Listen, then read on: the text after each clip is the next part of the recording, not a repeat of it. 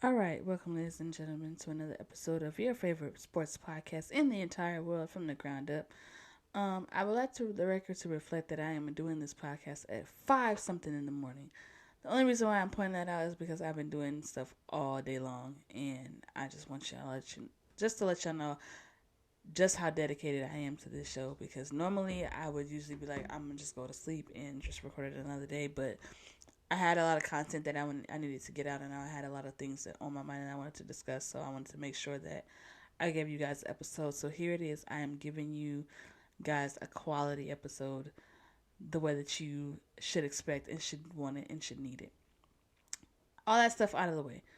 Um, there's a lot of stuff going on in the NBA right now. There's a lot of stuff that's going on that's popping in the world of in the basketball world, I should say. And the first thing that I wanted to kind of get into and discuss is Paul George. Now, Paul George in the last 6 games has been playing utterly insane, out of his mind, playing better than I've ever seen him play. Probably in the last few regular seasons, which shouldn't be honestly a surprise because Paul George is normally a very great regular season performer. It's just in the playoffs where he's kind of in. But I mean, to me, he's looking a lot different. In recent regular seasons, he's looking like he's more so on a mission, more focused on and honing in on exactly what he wants to do and who exactly he is as a player. The question that I have though for him is this play sustainable? Because like I said, we've seen Paul George play great in the past. We've seen him have great regular seasons in the past, and in the playoffs, like I said, he always seems to come up short considerably for somebody who calls himself playoff P. Now,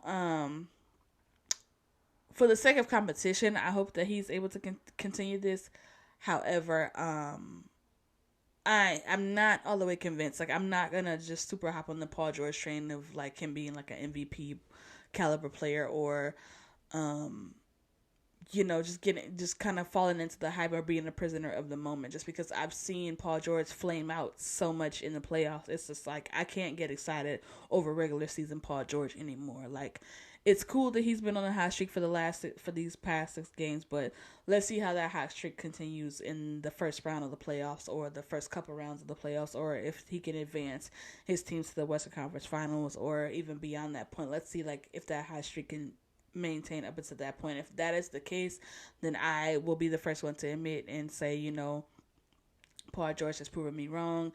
He's, finally taken that next step to being very good to very great, because obviously great players are born in the playoffs, and like I said, he hasn't really shown that to me yet. So he's kind of in that second tier of being very good instead of being on the elite status with other elite players who have performed well in the play, who have performed well and fared well in the playoffs. He's always flamed out. So I can't really get too excited just as of right now, just because, like I said, I've seen there's too much evidence against Paul George to show me that this is not a sustainable thing. Like, this hot streak is gonna flame out soon enough. It's kind of like I mean, I don't really know what to compare it to, honestly and truly, but it's just one of those things where we've seen this movie before, basically. Like, we've seen him have a great regular season, and then he gets to the playoffs, and then that's when things get tricky. So, until he's able to show me this play in the playoffs, then I'm not gonna really too much care or react about it. But good for him that he's playing great, and I guess responding to the critics and not letting it get to him. Like, okay, hurrah. But again, show me something. Show me something when it counts, Paul George. That's all I really have to say about that. Moving on. Um, I want to talk about the Lakers without AD and Brown just really quick. Um, I will say this. I have been impressed with them. They lost to, well, yesterday technically, but they were 4-3, I believe, on the road without their two main components to their offense. So I'm glad that they were able to at least sustain a winning record on the road. Like I said before, I'm really just more so concerned with them keeping the position that the Lakers have now. Like, if we can stay in this, I think we're either in the fourth or fifth seed at the current moment. If we can stay in that position until Brown and AD come back, then I'm fine with that. If we go any lower than that, then and they have to kind of exert more energy as they're trying to work themselves back from injury, that's when I kind of get concerned, because it's like we're already playing against so much just because we haven't had LeBron and AD in like focal, like really important parts of the season, like right before the playoff starts, where that team chemistry really builds and like we really see what kind of team we have going into the playoffs. Like we haven't had that all year, just because of the shortened season. But so that kind of concerns me a little bit. So I mean, like if they're able to at least maintain the position that we are at right now, then I'm okay with that. And like I said, I've been impressed just for the simple fact that they played hard, they played together, they seem to have a cohesiveness and a direction of what kind of team that they want to be, even without LeBron and AD. And I mean, LeBron and AD are vets, so I feel like they can implement themselves into the system and the offense. So that's not going to really be that much of an issue. But again, we have to maintain this level of seeding. If it gets any lower than that, then I think there is cause for concern, just because, like I said, you have to. It gets tougher as it goes along, especially when you're in the Western Conference. But I mean, like I said, I've been impressed with them so far, without LeBron and AD. So shout out to them for maintaining that, at least a winning record. I wanted to talk about as well as Joel Embiid, because he's been playing at a high level. He's an MVP candidate as well. At this particular moment, which this year is probably the weirdest MVP race, because there's not like a clear cut MVP at this point, and we're like more than halfway through the season. So, the thing with Joel Embiid is that we know he can play, we know he's a great player, but again, it's kind of along the lines of the Paul George thing, but for different reasons. Paul George is just mentally he breaks down. Joel Embiid, he physically breaks down. And that's going to be an issue going forward for the 76ers, is that if he can stay healthy, they can make noise. If he cannot, then it hinders them. And their success hinders on Joel Embiid, because the team is built around Joel Embiid. So, for the sake of competition, I hope that he's able to maintain that. But again, it's one of those things I have to kind of wait and see, just because his body is broken down so many times when it gets to this point. It either gets close to this point or beyond this point, to the point where it's such a significant injury, or he has to miss such a big amount of time that it kind of messes things up for them. So I don't know. I'm kind of on the fence when it comes to Joel Embiid. I hate to be that way, because I do like his game. I think he's a very great player, but it's just one of those things where, like, I don't want him to fall along the lines of like a Grant Hill or a Penny Hardaway or a Tracy McGrady. Like, basically what I'm saying by that is like a what if. Like, what if he could have stayed healthy, then this could have happened. Like, I don't want him to fall into that, but it just seems like the trajectory of his career is going towards that, just because he's had so many significant injuries in the past that have hindered him and hindered the Sixers from kind of going past the level that they kind of always seem to reach. So we'll see. I'm not sure, but we'll see. One more thing I wanted to get into is Jamal Murray. Jamal Murray plays for the Nuggets out in the West. Recently got hurt towards ACL. I hate that for him. And I hate that for not only for him, but I hate that for the Nuggets, because I feel like he got hurt just when they were starting to click. And just when they were starting to like really figure out their team identity, and when they were really going to start to make some noise, because they made some significant trades at the trade deadline. They got Aaron Gordon from Orlando. They got one more piece. I can't remember his name right now. But they were just starting to kind of get that cohesiveness and kind of get that team chemistry, and it was starting to like turn into something where they could really be a contender and make some noise. And like right when that happens, he gets hurt, and he's such a pivotal part of their offense. I've seen like on First Take and Undisputed where they say, like, you know, even though he's a pivotal part of their offense, it gives opportunities for other players to shine, which is true in a sense. But what's also true is that they still need Jamal Murray. Like, they're not as scary without Jamal Murray as they are with Jamal Murray. Like, he's still a 20-something point per game scorer. So it's like you're still missing that production. It's not one of those things where it's like you're not going to miss it. You're just still going to miss that production. Like, he still makes so many things happen for them, and they're not the same contender that they were without him as they were with him. So, I mean, I hate that for him. But he's young. Fortunately enough for him, he's young, so he'll be able to, go through other rehab and come back pretty soon with technology and everything. I think he'll be back in no time. But I just hate to see that for them, just right as they're about to peak, like, for something like that to happen. Like, that sucks for them, and I absolutely hate it. But they'll be back next year. They'll be a contender for some years to come, and I'm anxious to see when he comes back and they get to play like a full season together, what that team transpires into or what they end up looking like.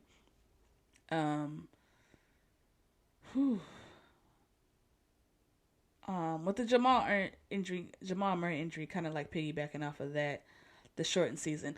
Dear Adam Silver, never have a shortened season like this again, because there's been far too many injuries to key players, to where the NBA season hasn't really been the same. Like, I haven't been as intrigued with this NBA season that I've been in other NBA seasons, just because, like, the main players on each team are hurt or they're sitting out for some crazy reason. Like, so the shortened season thing, like, we don't need to do this again. Like, I understand it was a pandemic, COVID kind of threw a monkey wrench in the game. Got it.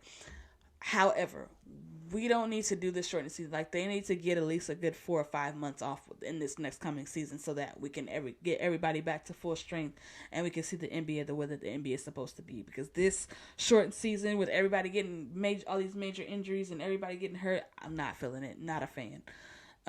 So we're gonna kind of speed past that. I'm gonna leave the episode with this. I want to talk about Stephen Curry for a second. I'm a LeBron fan. We know this. We've established this. We've been doing this for 3 years now. So naturally, I should hate Steph Curry. Because LeBron should have about 2 more rings he would have 2 more rings if it wasn't for Steph, Clay, Dre, and obviously the addition of KD. Conversation for another day, but we all know it's true. Wardell Stephen Curry is the greatest shooter that I have ever seen in my life. Bar none. I don't care about Larry Bird. I don't care about Reggie Miller. I don't care about Ray Allen. There is not a single person on God's green, blessed earth that is a better shooter than Stephen Curry. Point blank, period. There's no conversation. There needs to be no argument. There needs to be no debate. Stephen Curry is the greatest shooter of all time. I bring this up because recently he broke Will Chamberlain's record as a Warrior, becoming the all-time scoring leader in Warriors history. That young man, what he has done for basketball, what he's done for the Warriors, what he's done for the Bay Area, what he's done for the culture of just short guys like him that aren't supposed to be what he is. There's no denying, there's no arguing, there's no back and forth, there's nothing that can be said. I know there was been conversations before about, he ruined the game because, he shoots these crazy threes and now everybody's trying to do that. What most people would consider a bad shot, there's no such thing as a bad shot for Steph Curry. Like, that's how transcendent this dude is. Like, he's that great. To the point where he can shoot it from the opposing side of the court, and we're like, he gonna make that. Like, not more times than not, when he lets the ball go from anywhere on the court, I'm like, he's gonna make it. Like, he's that lethal. We have to start putting respect and start appreciating and start giving flowers to people while they can smell them. Like I said, I should hate Steph Curry. I can't hate Steph Curry. I cannot. He's far too great. He's done far too much. And he's far too just unrealistic, unbelievable video game status. Like, Stephen Curry is one of the greatest players of all time, for sure. But he's definitely by far, bar none, no conversation, no debate, no nothing, one of the greatest shooters I've ever seen in my life. Ever. Nobody makes the 3-point shot look easier than Steph Curry. Nobody. We got to start putting respect on that young man's name. Point blank. Like, the disrespect is not fair. It's not right. He don't deserve that. He is one of the greatest players of all time, but he is by far the greatest shooter in the world. Period. And salute to him for breaking the record. Salute to him for everything that he's done for the game. Salute to him for everything that he has overcome and had to that he's accomplished. He's made me a fan this year. Like I've always obviously admired his game and liked his game. I'm an NBA fan. I can't sit up. I'm not gonna sit in anybody's face and lie and say that I haven't been in awe of Steph Curry before this, because I have. But this season has really it really has enlightened me, I would say, just on how important a player like Stephen Curry is to the NBA. Because I always say that I base my Hall of Fame picks, or people that I feel like should be in the Hall of Fame, based off of what did you do to move the league forward? Like, what was your transcendent talent, or like did your game evolve? Like, did you take that next step? And Steph Curry has checked every box. He's taken that next step. He's evolved. He's pushed the game forward. He's influenced the game in a way that very few can say that they have. So, I'm a fan, and I need for people as far as in the NBA world and the basketball world to also, like, we gotta start giving people, we just gotta start giving people their flowers while they can still smell them. We gotta start appreciating what's going on. Like, the game is gonna evolve. It's gonna go forward. It's not gonna be the same NBA that we watched growing up. Like, it's always gonna take that step forward, whether you like it or not. There shouldn't be a knock against any player just because they played in a different era. Like, it's tough for everybody. But if you're able to kind of wedge your own way and kind of break that mold and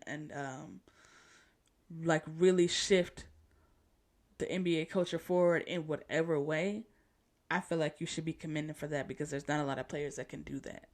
There's a lot of great players in the NBA, but it's very few Steph Currys, it's very few LeBron James, it's very few KDs, it's very few Kobe Bryants, it's very few Michael Jordan. Like, there's very few of these particular players, which is why they are where they are and why we consider them what we consider them.